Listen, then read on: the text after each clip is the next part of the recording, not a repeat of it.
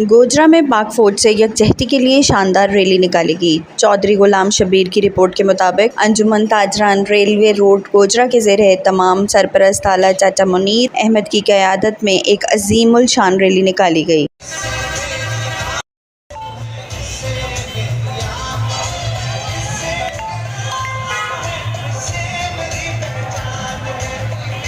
Rally का मकसद पाक अफवाज फ़ज़ाइया और बहरिया से इजहार यकजहती और इनकी कुर्बानियों को खराज तहसीन पेश करना था। इस मौका पर रैली में तोकीर अशरफ खान एडवोकेट साबिक सदर बार, मिर्ज़ा तारिक एडवोकेट सदर बार, Malak Mohammad Akram advocate general secretary बार, ज़ीशान हैदर एडवोकेट, चेयरमैन सैयद अमीन मुग़ल, सदर उमैर लतीफ़ गोंदल, जनरल सेक्रेटरी मोहम्मद बिशारत मुग़ल समेत अंजुमन ताजरान के दीगर अहदेदारान और शहरियों की बड़ी तादाद ने शिरकत की। रैली के शुरका ने पाक फौज की कामयाबियों पर पूरी कौम को मुबारकबाद दी।